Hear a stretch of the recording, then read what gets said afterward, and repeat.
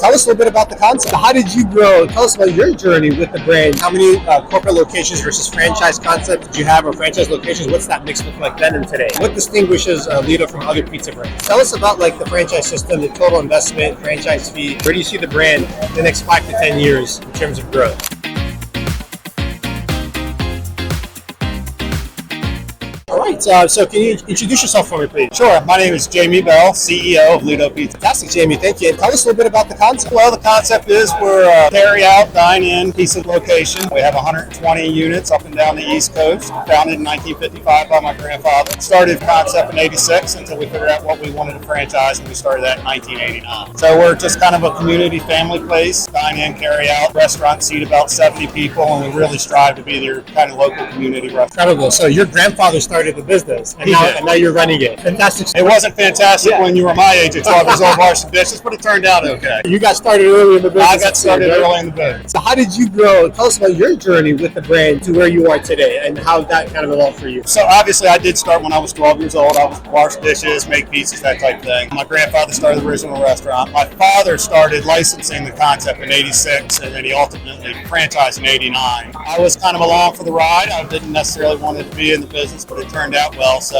in 1986, when he started franchising and licensing, he didn't have a corporate staff. So it would have been myself and my father at the ripe old age of 13 and 14. We would teach people how to make the pizzas until the corporate staff ultimately grew. I guess my father came to me one time in '97, '98 and says, I'm retiring, take off a day a week, a month a year until I'm gone, figure it out. Long story short, I figured it out. Well, very good. And when you kind of took over, I guess how many corporate locations versus franchise concept did you have, or franchise locations? What's that mix look like then and today? So we had 2 corporate locations and we had 35 franchise locations, and today we have 122 all franchise. Like I said, he came to me and said he was retiring, figure it out. I figured out running the restaurants and the franchising was too much, and I needed to prioritize my time with the franchises. So I doubled down and focused on the franchising. I'd like to get back into the corporate stores now that we have an infrastructure, but just haven't had the right timing and opportunity. Yeah, no, phenomenal. And ultimately, it's like a lot of brands that get into franchising. What they realize is later on is that the franchising is a separate business model than the business that they were running. Like you're saying, like running a pizza shop versus running the franchising business, those are 2 separate business models. It's 100% separate business model, which is why in the beginning it was hard to focus on both. Yeah. They're a little bit different mindsets between running the back of the house of a franchise and doing the procurement for a 100-store chain. Opening a restaurant and running a restaurant are actually 2 little different animals as well. So it's easier to focus on one and have one mindset. Amazing. And tell us what distinguishes Ledo from other pizza brands? Oh, we're totally opposite of everything else. So my grandfather was a liquor inspector and a tobacco farmer, and he knew nothing about pizza. So he wanted to create pizza, so he went to a baker and he got a pie crust. So we have a thin pastry type shell. He borrowed a recipe from Eisenhower chef. It was, a loosely variation of it. So we have a very sweet sauce instead of your regular tangy sauce. Provolone cheese was predominant in the area in 1955, so we used provolone cheese versus mozzarella. Where we're unique is we're square. There was no round pans in Maryland in the 50s, and what there was very expensive. So he just used half trays to make it. So we're square. Another signature item is our thick cut pepperoni. Back then, everything was hand sliced. So you would tell a cook, go slice me 10 loaves of pepperoni. The thicker they did it, the quicker it went. So today we have a pepperoni that's about 16 times thicker than that. Incredible. What a unique product. I've never heard any type of pizza like that. It's exactly right. You said there's nothing like it out there. I mean, that's really unique in terms of the product offering. And tell us about like the franchise system, the total investment, franchise fee. What does that look like for those out there considering a franchise? Sure. So the initial franchise fee is $30,000. Your real investment is about $500,000 all in. That would include food on the shelves, a little bit of operating capital, your first pre-payrolls and insurance and those type things. But really about $500,000 all in. If we get lucky and take over a second generation restaurant, we may be able to do it for as cheap as about $250. But 500's that number. The royalty is 5%, paid every 2 weeks, and we have a 2% advertising fee that comes into a co-op, and that's actually managed by a group of franchisees. I have a full marketing team, but we don't buy anything or do anything without the franchisees blessing. Amazing. They're heavily involved in the process and operations, which is great. You keep them involved there. And in terms of like the support that you provide, both in the onset but then ongoing, tell us about what your support is for the franchisees. So the support for franchisees, it really varies.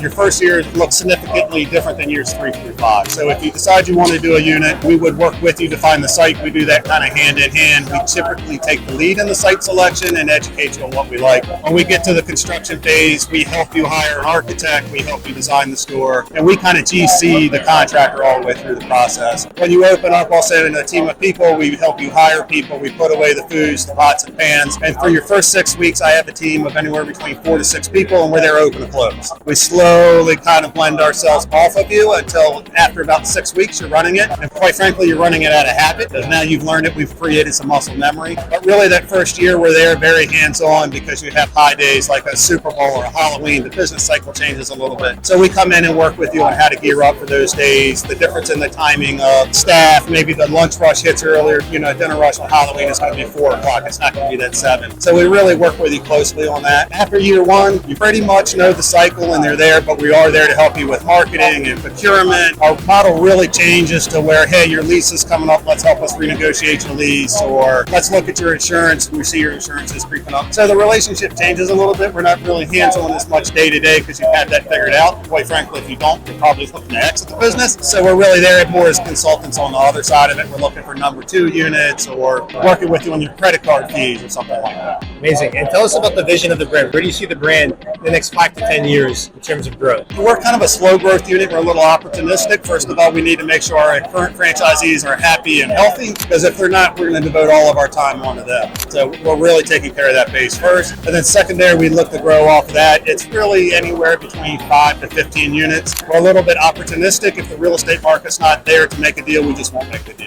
We'll just wait until it's there. If we have a great environment, it'll be a 15-unit deal. Growing the brand up and down the East Coast is really the goal for the next 5 to 10 years. And to be honest with you, it's bringing in the 4th generation to run it. That's going to be probably my real focus in the next 10 years is getting them up to speed. Incredible. And that's what I was going to kind of allude to. So you're 3rd generation. I'm 3rd generation. And you're working on getting the 4th generation into the business, right? 4th generation's into the business. They're still doing college. They're still figuring it out. We'll see if they have a liking and an aptitude for it. Right now, fingers crossed, it looks good. If not, my succession plan is totally messed up. But right now, yeah, it looks like that to be the direction it goes. Incredible. What a pleasure and a privilege to hear your story. Thank you for sharing that with us. Thank you. Congratulations on all the success, and we wish you continued success, and we look forward to following your story. So thanks a lot, Jamie. Appreciate it. Appreciate it. Thank you, sir. Do you want to franchise your business and take it to a whole new level? Click the link below to schedule a free consultation today.